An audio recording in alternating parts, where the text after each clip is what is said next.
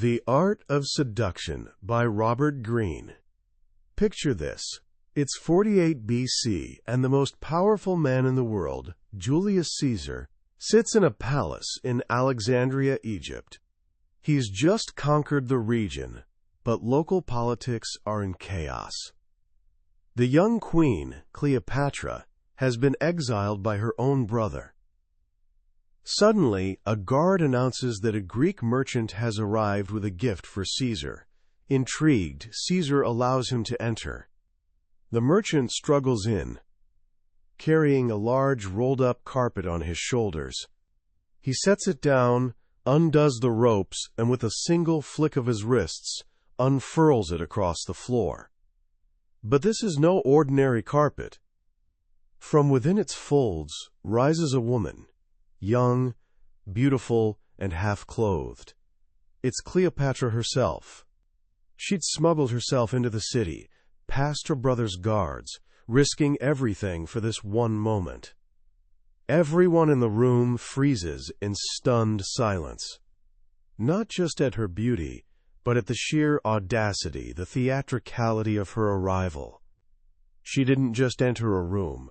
She created a moment that would echo through the next 2,000 years. Caesar, a man who had seen everything and conquered everyone, was absolutely spellbound.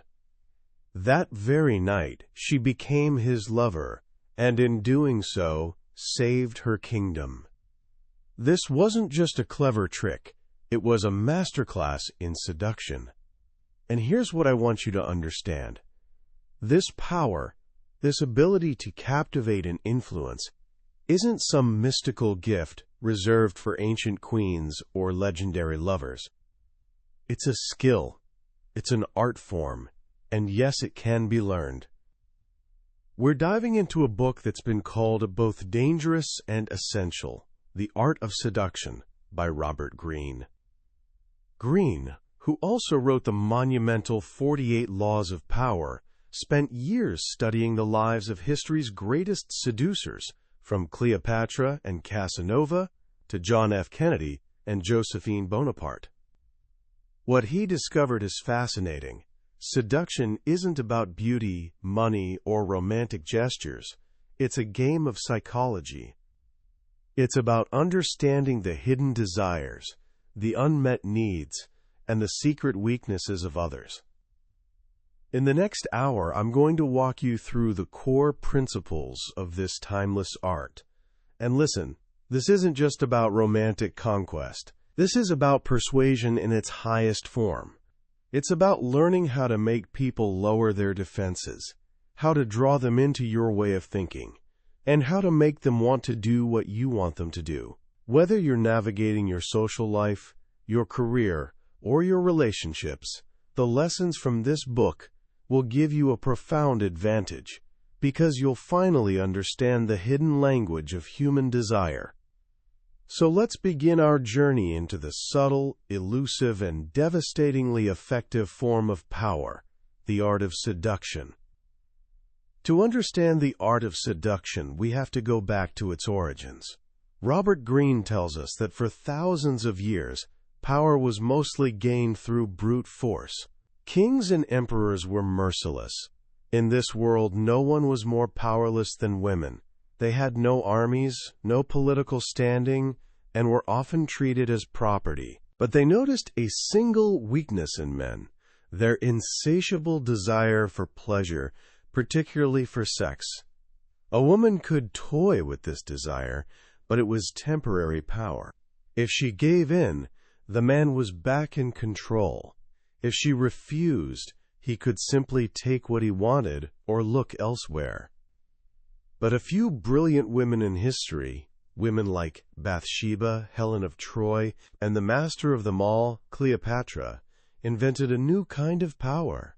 They turned the dynamic on its head. They invented seduction. It began with appearances.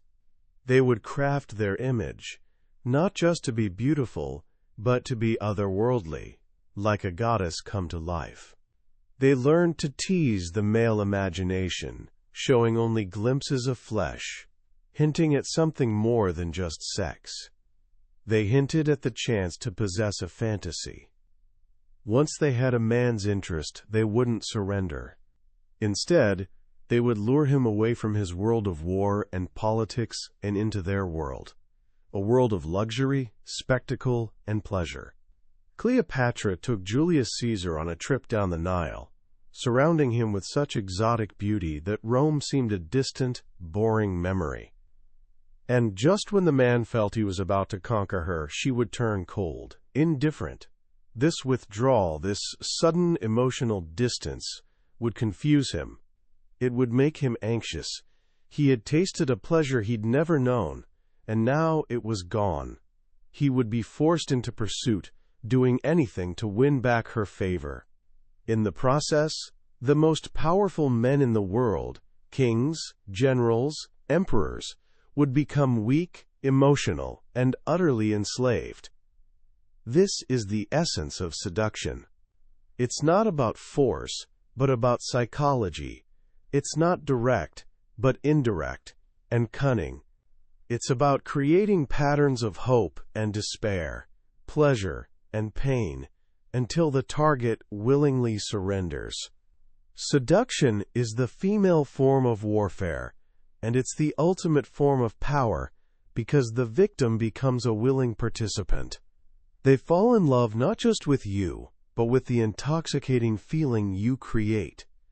Over time, men began to adopt these feminine strategies. The great male seducers like Casanova and the Duc de Richelieu learned to dazzle with their appearance, to play the coquette, and they added a new masculine element to the game, seductive language. They discovered that words, when used correctly, could be a woman's greatest weakness. Today, this art has evolved. Force and brutality are discouraged in all areas of our lives. From politics to advertising, everything relies on persuasion, on a soft sell. John F. Kennedy didn't rule like a king. He seduced the masses with charisma, making them fall in love with an idea of America, an idea of himself. What all great seducers understand is that it's far more effective to create love than lust. A person in lust is hard to control and, once satisfied, may leave you. But a person in love is emotional, pliable, and easily led astray. The word seduction itself comes from Latin, meaning, quote, to lead astray. When you make someone fall in love, they surrender their will to you. And this power isn't a magical gift. It's a game of psychology that anyone can master. It requires one fundamental shift in your perspective. You must stop thinking about yourself and start looking at the world through the eyes of other people.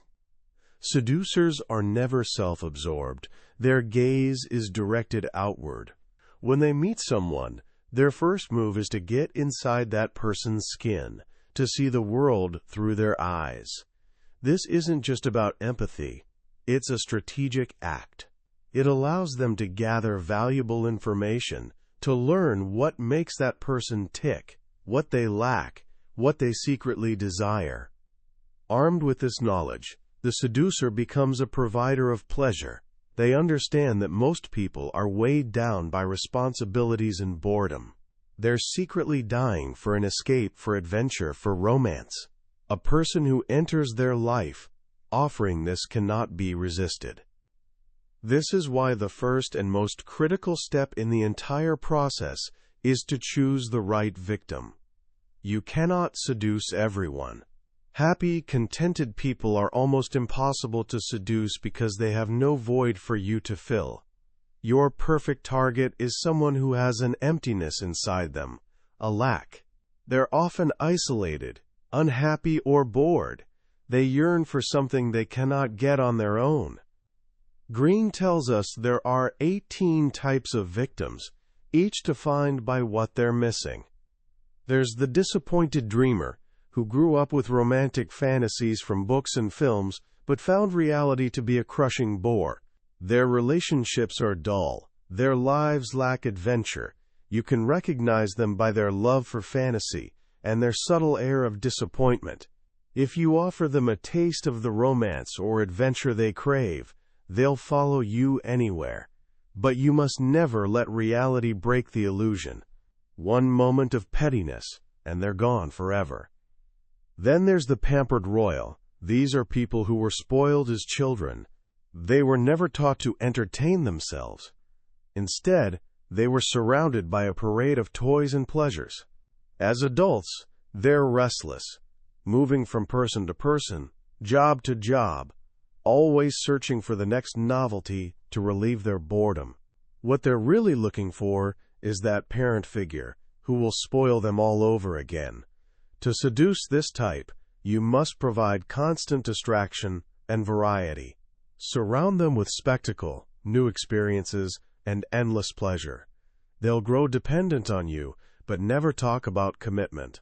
The hint of a settled life will make them flee in panic. You might also encounter the new prude. In the past, prudery was about sex. Today, it's about being overly concerned with correctness, political correctness, social fairness, good taste. The new prude is terrified of society's judgment. But deep down, they're intrigued by the forbidden, by transgressive pleasure. Their correctness is a defense against their own dark desires. To seduce them, you must be their opposite. Have a touch of the dangerous, the naughty. Give them a chance to criticize you, to try to reform you. This will draw them in. Once you get them to let go of their correctness, they'll be flooded with a passion that will overwhelm you both. The key is to look past the surface. A tough, cynical person may secretly pine for romance. A shy person may yearn to be the center of attention as a crushed star. An intellectual professor type may long to be overwhelmed by pure, unthinking physical pleasure. Your task is to identify this lack, this hidden desire. And the perfect victim isn't just someone who's vulnerable. They're also someone who stirs something in you. Perhaps they have a quality you lack and secretly envy, like an innocence you've long since lost. This genuine emotion you feel will make all of your seductive maneuvers seem more natural, more dynamic. It'll give you the energy for the perfect chase. Once you've chosen your victim, the seduction begins, but you cannot be direct. If you're too obvious early on, you'll raise a resistance that will never be lowered. Seduction must begin at an angle. This brings us to the second principle. Create a false sense of security by approaching indirectly. At first, there must be nothing of the seducer in your manner. You must appear as a friend or a neutral acquaintance. You haunt the periphery of their life. They see you in different places. You have chance encounters. This creates a sense of destiny, as if you were meant to meet. Nothing is more seductive than that. The great seducer, the Duc de Lauzun, used this method to conquer the Grande Mademoiselle, one of the most powerful and virtuous women in 17th century France. She knew his reputation as a Don Juan and was on her guard, so Lauzun approached her not as a suitor, but as a friend. He talked to her about poetry, history, and heroism, her favorite subjects. He never flirted, never made a move. She began to look forward to their conversations. And then a strange thought entered her mind. If this notorious lady's man was only interested in friendship, was she not attractive to him as a woman? Her vanity was pricked. Her feelings of friendship slowly turned into love. By the time he finally revealed his desire, she was the one who felt like she was in control. She believed she was the one initiating the romance.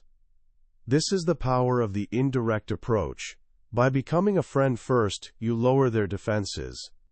You gather invaluable information about their weaknesses and desires. And when you finally make your move, it comes as a surprise. They're vulnerable because you've already conquered the gateway to their body, their mind. Once they're aware of you and vaguely intrigued, you need to deepen their interest before it fades. The key here is to send mixed signals. Most of us are too obvious. We're either nice or mean, intellectual or sensual. We're predictable. A seducer, however, is hard to figure out. They're a mystery. They're both tough and tender, spiritual and earthly, innocent and cunning. This mix of qualities suggests depth. It fascinates, even as it confuses. The famous Madame Récamier was a master of this. She had the face of an angel, a look of pure innocence that drew men to her. But then there would be a flirtatious glance, a moment of wild dancing, a sudden gaiety that hinted at a devilish side. Men were confused. Was she a saint or a she-devil? They couldn't figure her out, and this enigma made them obsessed. They had to know more. You must cultivate this air of mystery. If you have a sweet, innocent face, let out hints of something dark or cruel. If you're known for your intellect, show a spontaneous, intuitive side. Play with gender roles. The great Don Juans have always had a touch of feminine grace, and the most powerful courtesans a streak of masculine independence. Rudolph Valentino seduced millions of women by being both graceful and delicate, almost feminine, yet also hinting at a masculine cruelty that drove them wild. This ambiguity creates a space for the victim's imagination to work. They don't know who you are, so they begin to fill in the gaps with their own fantasies. They start to see what they want to see, and once their imagination is engaged, they're on the slippery slope of seduction. As you create this intriguing presence, you also need to make yourself seem valuable. People desire what other people desire. This is the law of social proof, and it leads to the next step. Appear to be an object of desire by creating triangles. Few are drawn to the person whom others ignore. We're social creatures. When we see someone surrounded by admirers, we automatically assume they must have something special. Their value increases in our eyes. You must create this aura of desirability. The legendary seductress Lou Andrea Salome was a master of this. She was rarely seen alone. When the philosopher Paul Rée fell for her, she immediately brought his friend, the great Friedrich Nietzsche, into their circle. The two men, who had been close friends, now found themselves rivals for her attention. Their desire for her intensified because they saw her desired by the other. This created a triangle of desire, with Salome at the center, holding all the power. You can create this effect by surrounding yourself with friends of the opposite sex. Let your target see you being admired. You can also talk about past lovers, hinting that you're still desired by them. This creates a reputation that precedes you. If many have succumbed to your charms, there must be a reason. Your target will feel a sense of vanity in winning you away from the crowd. They'll want to be the one to finally possess you. This also works by using contrast. The seducer Johannes, in Kierkegaard's The Seducer's Diary, encourages a dull, awkward suitor to court his target, Cordelia. After a few weeks of this man's boring company, Cordelia is so desperate for an escape that when the witty and mysterious Johannes finally makes his move, she's more than ready. Against the backdrop of the dull suitor, Johannes shines like a star. Once your victim is properly intrigued, their interest must be transformed into something stronger, desire. And desire is always born from a feeling of lack. So your next task is to create a need by stirring anxiety and discontent. A perfectly satisfied person cannot be seduced. You must instill a sense of tension and disharmony in their mind. You must make them feel that something is missing in their life. The writer D.H. Lawrence was a master of this. He would begin a relationship as a warm and attentive friend. Then, suddenly, he would turn critical. He would find his victim's weak spot, their deepest insecurity, and pick at it. He told one woman she wasn't spontaneous enough, another that she was too physically cold. His criticisms were often accurate, and they hit a nerve. This would throw his victims into a state of confusion and anxiety. They would feel a wound open up inside them. And then, just as suddenly, Lawrence would become his old charming self again. Now his victims saw him differently. They were weak and vulnerable, and he seemed so strong. They needed his approval, his validation. Their feelings of friendship would turn into an intense, almost desperate love. You don't have to be as brutal as Lawrence. You can stir these feelings more indirectly. Hint that their life is boring compared to the adventures you offer. Make them feel that they've strayed from the ideals of their youth. You're the one who can lead them back to that lost paradise. When you meet them, they should feel that their life is a little grayer, a little less exciting than it was before. This feeling of inadequacy you create gives you the space to insinuate yourself. You become the answer to their problems, the one who can fill their emptiness. Without this sense of need, there can be no seduction. Of course, if you're too obvious in creating this need, they'll see through you and become defensive. This is where you must master the art of insinuation. Insinuation is the supreme means of influencing people, because there's no known defense against it. It's the art of planting ideas in their minds, by dropping elusive hints that take root days later, as if they were their own thoughts. The great libertine novel No Tomorrow tells the story of a young man who's seduced by an older woman, Madame de T. She never states her desire directly. Instead, she uses a sub-language. In a carriage, she invites him to look out the window, forcing him to lean close to her. The carriage jolts, and she accidentally falls into his arms, then pulls away, rebuking him for being so forward. She has planted the seed of physical desire while maintaining her innocent reputation. Later, she talks about his current lover, hinting that the woman is unfaithful. Then she apologizes for saying such a thing, asking him to forget it. Of course he cannot. The idea is now in his mind. She has created a doubt, an anxiety, that will make him more vulnerable to her. You must create your own sub-language, bold statements followed by an apology, ambiguous comments, banal talk combined with an alluring glance. These things enter the target's unconscious and convey your real meaning. When you're not there, they'll brood over your words, trying to figure them out. They're slowly being drawn into your web, and they have no idea that you're the one in control. As you're planting these seeds, you must also lower their defenses by stroking their deep-rooted narcissism. You must enter their spirit. Most people are locked in their own worlds.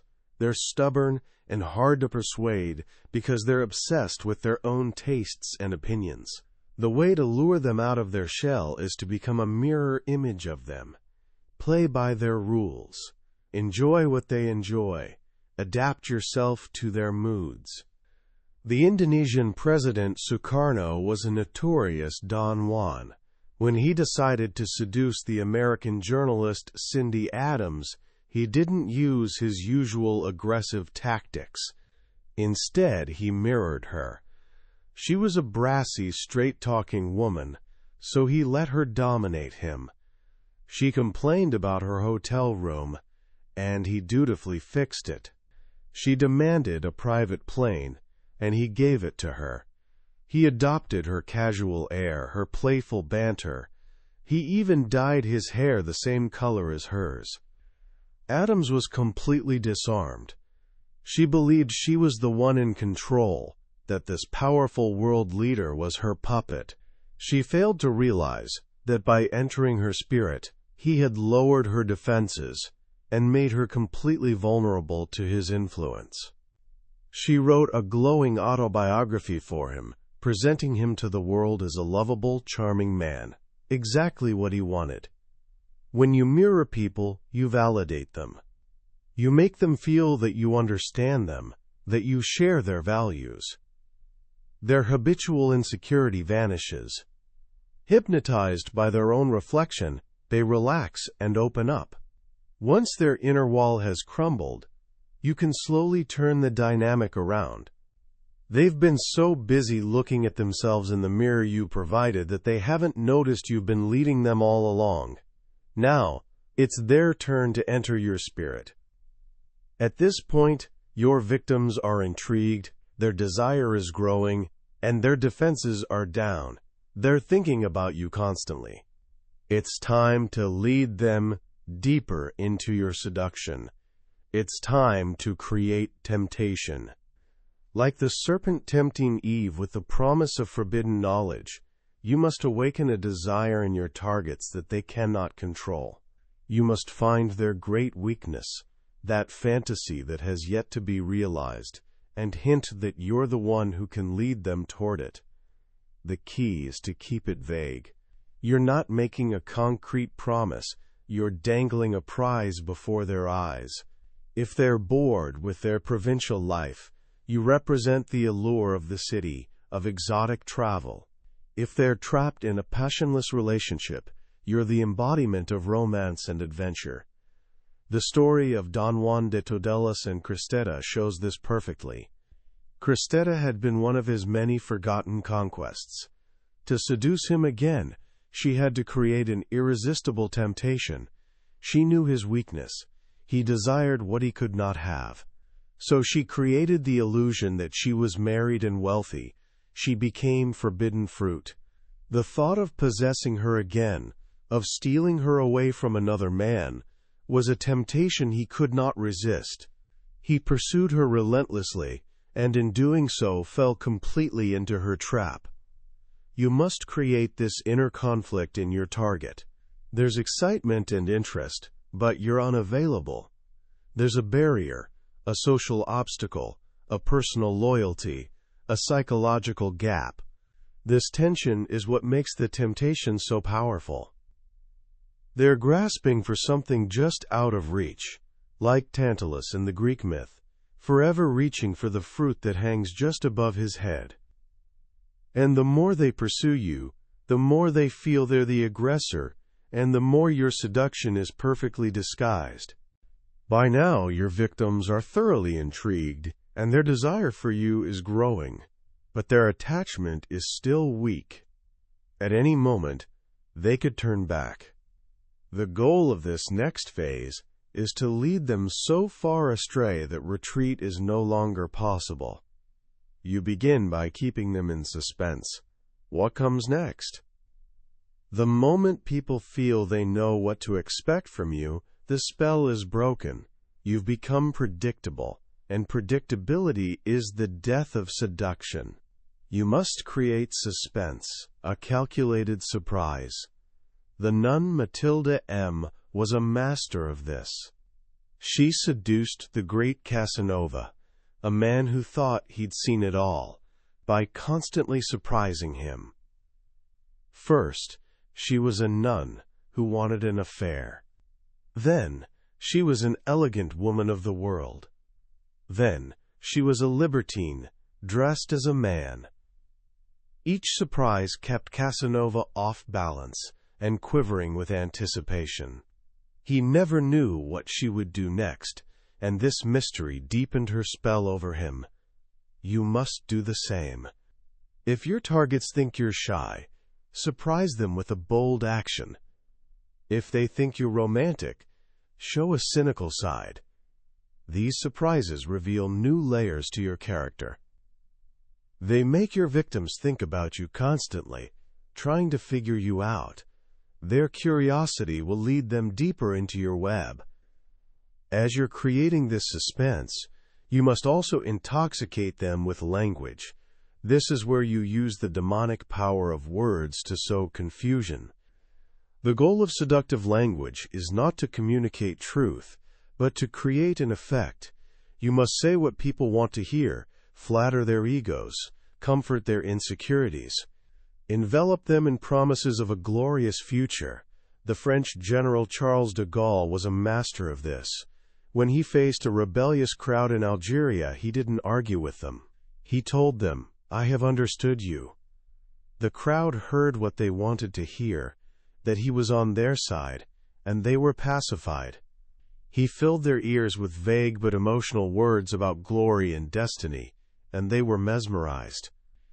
Your words should be like a drug, making people emotional and confused. Keep your language vague, and they'll fill in the gaps with their own fantasies. A letter is a powerful tool here. It allows you to create an idealized portrait of yourself. It creates a secret life between the two of you.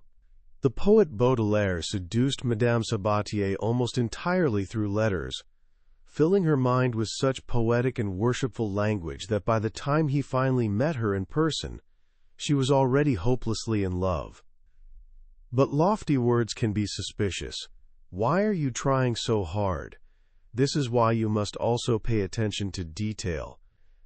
The little things you do, the thoughtful gifts tailored just for them, the clothes you wear that you know they'll like, the subtle gestures that show you're paying attention, are often more charming and revealing than grand pronouncements. The Chinese Empress Dowager Cixi once had to seduce a group of Western ambassadors, wives who suspected her of murder. She didn't try to reason with them. Instead, she created a spectacle. She received them in the Forbidden City, surrounded by glittering objects, opulent decorations, and elaborate rituals. The women were so dazzled by the details, the porcelain teacups, the jewel-encrusted throne, the perfectly orchestrated processions, that their suspicions melted away. They were mesmerized by what they saw, and never noticed what the Empress was really up to. Details create a sense of reality. They also show that you've invested time and effort, which is immensely flattering. They engage all of the senses, creating an intoxicating, hypnotic effect that crowds out rational thought. As you're dazzling them with details, you must also maintain an air of mystery. This is where you poeticize your presence. Familiarity is the death of seduction. If your targets see you too often, if they feel they know everything about you, the fantasy will die. You must remain elusive. Alternate an exciting presence with a cool distance. When you're with them, be fully present, creating a memorable, exuberant moment. Then, disappear for a while. In your absence, they'll think of you. They'll begin to idealize you. This is what Stendhal called crystallization. Just as a branch left in a salt mine becomes covered in beautiful crystals, so too does your image become crystallized in the mind of your lover when you're not there. Eva Peron, or Evita, understood this instinctively. When she was with her lover, Juan Peron, she was intensely present, mirroring his every thought, catering to his every need. But her past was a mystery, and she maintained an elusive, star-like quality. When he was thrown in prison and separated from her, he found himself obsessed. The time apart allowed his imagination to work.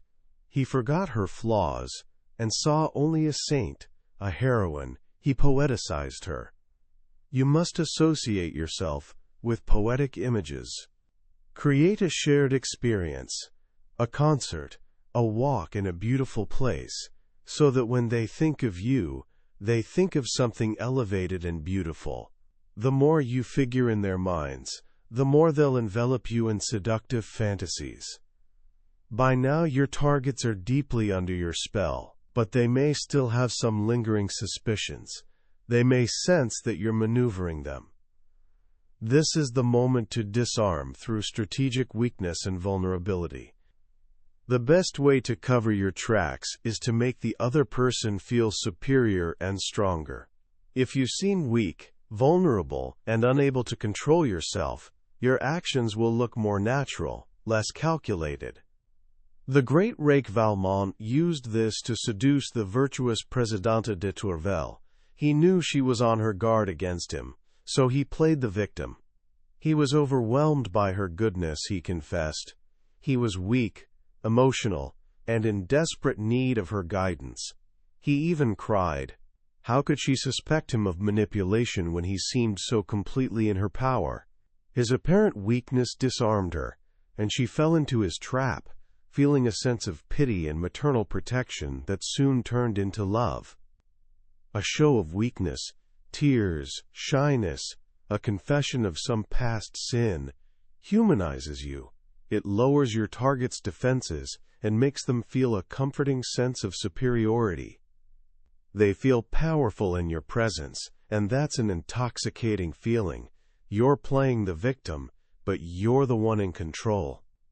At this point, you've stirred up all kinds of emotions in your victims. Their desire is strong, but it's still mixed with anxiety and doubt. Now, you must bring their fantasies to life. You must confuse desire and reality, the perfect illusion. People spend much of their lives daydreaming, imagining a future full of adventure, success, and romance. If you can create the illusion that through you, they can live out these dreams, you'll have them at your mercy. The story of Bernard Bourasque and Shipepou is a masterful example of this. Bourasque was a lonely Frenchman in communist China, dreaming of adventure and exotic romance. Pepou, a Chinese opera singer, embodied this fantasy. He slowly wove a story, a magnificent illusion, that he was actually a woman who'd been forced to live as a man. Bourasque wanted to believe it so badly that he ignored all the signs to the contrary. Pepou was giving him the adventure he craved, a story worthy of an opera. He was living his fantasy. The illusion was more real to him than reality itself. You must find your target's secret, unrealized dream. It could be a desire for adventure, a wish to be a great artist, a yearning for a lost childhood. Then, you must slowly and subtly create the scenario that brings this dream to life. The illusion shouldn't be too grand or theatrical. It should be rooted in reality, but with a touch of the strange, the uncanny. You want them to enter a kind of waking dream, where they can no longer tell the difference between what's real and what's fantasy. As you're creating this illusion, you must also slowly cut them off from their past life. You must isolate the victim. An isolated person is weak. Their friends and family are outside your spell and can be a dangerous voice of reason. You must subtly alienate your targets from their world.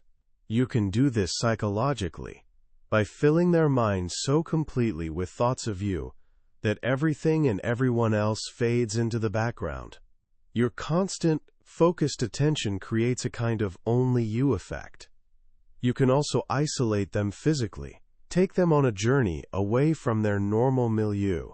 The great seducer Ali Khan was a master of this. He would whisk his victims off to his secluded chateau on the Riviera, or to some exotic locale where they felt lost and he was in complete control. Cut off from their support systems, in an unfamiliar place, they would cling to him like a child. As you isolate them, you're leading them into your world, your lair, where you set the rules. They're leaving one world behind and entering another. This creates a feeling of transgression, of shared adventure, which is intensely seductive. They're now completely vulnerable to your influence. Your victims are now weak, confused, and emotionally dependent on you.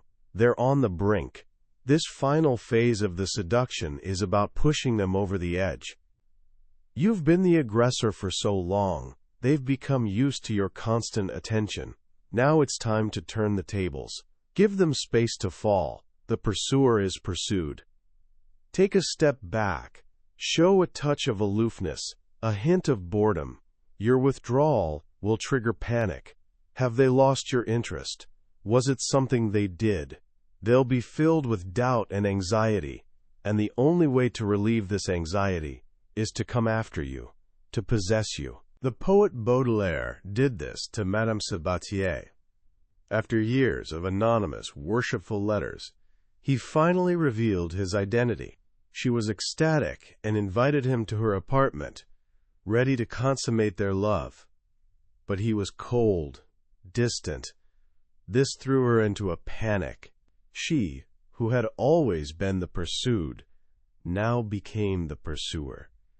She flooded him with desperate letters, begging for his affection. She had fallen completely into his trap. Your retreat must be subtle. A sudden coldness, a slight shift in your interest, an unexpected absence. Let their imagination do the rest. They'll become the aggressor, and their desire for you, now active and full of their own energy, will become 10 times stronger. You've created the illusion that the seducer is being seduced. As they're pursuing you, their minds are now focused on one thing, possessing you physically. You must feed this desire, not with words, but with your body. It's time to use physical lures. An active mind is dangerous. If your targets see through your manipulations, they'll pull back. You must put their minds to sleep and awaken their senses. You must combine a cool, nonchalant air, which lowers their inhibitions, with a charged sexual presence that gets under their skin. The great courtesan La Belle Otero was a master of this. On stage, she was a whirlwind of sexual energy. In person, she was cooler. A man felt that his presence alone was what was heating her up. Her desire was read in her eyes, in the trembling of her voice, in the way her body reacted when he was near. Sexual desire is contagious. If you radiate heat, they'll catch it. Let your desire show in nonverbal cues, a heated glance, a voice that's slower and deeper, a chance brushing of the skin. These things bypass the conscious mind and go straight to the senses. As their senses come alive, their rational thoughts will melt away. They'll be lost in the moment, an intensified present where the body takes over. The moment has arrived. Your victim clearly desires you, but isn't ready to admit it openly, let alone act on it. They're hesitant, waiting for you to take the lead. This is when you must master the art of the bold move. Throw aside chivalry, kindness, and coquetry. Overwhelm them. Don't give them time to consider the consequences. A moment of hesitation on your part will signal that you're thinking of yourself, not that you're overwhelmed by their charms. The rake Valmont knew this. After months of patient, indirect seduction, he sensed the Présidente de Tourvel was ready. She was weak, confused, and more afraid of losing him than of the consequences of adultery. He created a final moment of tension, a game of push and pull, and then, when she grabbed his arm, he struck. He picked her up, carried her to the ottoman, and overwhelmed her with kisses. All her resistance gave way. After so much tension, the surrender was a great release. The bold move must seem to arise out of a sudden, uncontrollable passion. It should come as a surprise, but not too much of a surprise. You must learn to read the signs that they're ready, a look in the eye, a nervous mirroring of your gestures. Then, you go on the offensive. Seduction isn't egalitarian. One person must lead. The pleasure of the one who surrenders is often greater than that of the aggressor. You've succeeded. But danger follows in the aftermath of a successful seduction. This is where you must beware the after effects. After emotions have reached a pitch, they often swing in the opposite direction, toward disappointment, distrust, and boredom. The spell is broken. The fantasy gives way to reality. If you're to part, it must be done swiftly and cleanly. A long, drawn-out goodbye will only cause pain and resentment. The great courtesan Ninon de l'Enclos was a master of this. When she grew tired of a lover, she didn't complain or make excuses. She simply left. A quick separation is easier to get over. The victim can blame it on your fickle nature, and their vanity remains intact. If you're to stay in a relationship, you must fight against the creeping familiarity that will spoil the fantasy. you must start a second seduction. Never let the other person take you for granted. Use absence to make them miss you. Create conflict and pain so that the reconciliation is that much sweeter. The writer D.H. Lawrence kept his wife Frida in a constant state of tension, picking fights, taking her on arduous journeys, never letting her settle into a comfortable routine. The relationship never grew stale. Comfort and security are the death of seduction. You must constantly reseduce your partner, creating new fantasies, new adventures. The game must never end. And so, we see that seduction is a journey. It's a process of leading someone from their closed-off world into a realm of fantasy and pleasure. It begins with a spark of interest, fanned into the flame of desire. It moves through confusion and anxiety, pleasure and pain. It culminates in a surrender, a letting go. But it's a journey that requires art, patience, and a deep understanding of human nature. It requires you to be a psychologist, a strategist, an artist. And if you master this art, you'll hold in your hands the most powerful tool of influence that has ever been created. As we come to the end of our exploration of the art of seduction, it's easy to see why this book is so often misunderstood. On the surface, it can seem like a cold, manipulative playbook for heartless conquests. And in the wrong hands, it certainly could be. But to see it only that way is to miss the profound wisdom that lies at its core. What Robert Greene has really given us is a masterclass in applied psychology. At its heart, seduction is about empathy. It's about the radical act of stepping outside of your own ego and entering the world of another person. In our modern world, we're all so self-absorbed, so busy broadcasting our own thoughts and feelings, that we rarely take the time to truly see and understand the people around us. The seducer does the opposite. The seducer listens. The seducer observes. They pay attention to the subtle cues, the offhand comments, the unguarded moments that reveal what a person truly lacks, what they truly desire. And then, they become the one who can provide it. Is this manipulation? Yes, in a sense. But it's a manipulation that's rooted in giving pleasure. People aren't seduced because they're tricked or forced. They're seduced because they're given something they desperately want but cannot find in their everyday lives. A sense of adventure, a feeling of being understood, a release from the crushing boredom of routine. The victim of a seduction is almost always a willing victim. They're grateful for the fantasy, for the escape, for the feeling of being truly alive, even if it's only for a moment. The most powerful lesson in this book, for me, is the idea that true influence comes not from being loud, aggressive, or demanding, but from being indirect, patient, and attuned to others. It's the soft power of creating fascination. It's the art of making people come to you, of making them believe that your ideas are their own. This applies to every area of life. The leader who can create a sense of shared destiny, the marketer who can sell not a product but a feeling, the friend who can make you feel like the most interesting person in the world. These are all seducers. So how can you begin to apply these principles in your own life, in a way that's ethical and constructive? Here are a few simple actions to start with. First, for the next week, practice being a deep listener.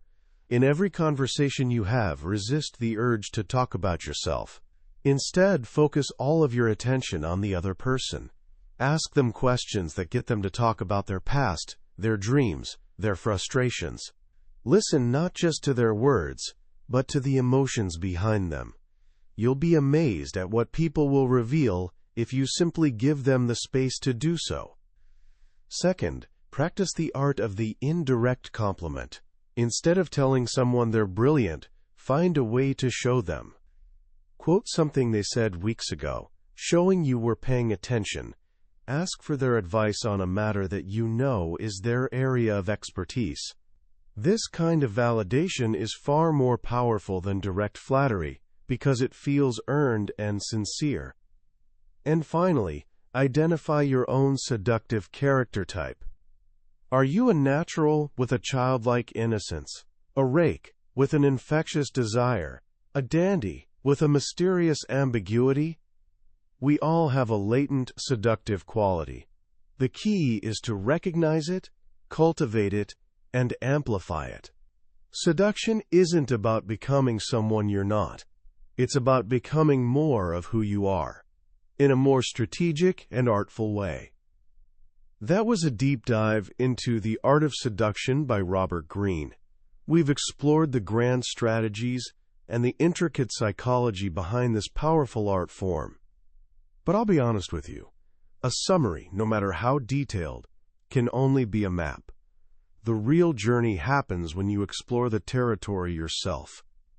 The true magic of a book like this is in the quiet moments of reading, when a particular story or a single sentence resonates with you in a way you didn't expect, unlocking a new understanding of the people in your life and of yourself. This summary is your guide to decide if this book is worth your time and attention.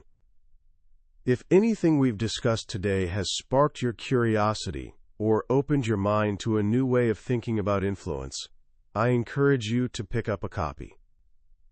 Reading it isn't just about learning.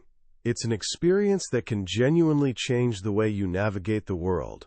You'll find a link to the book in the description below. Also, if you found this summary valuable and it gave you a new perspective, please take a moment to hit that like button and subscribe to the channel. That way, you won't miss our next journey into another life-changing book from the billionaire's bookshelf. Your support helps us continue to bring these powerful ideas to you. Let's keep learning and growing together.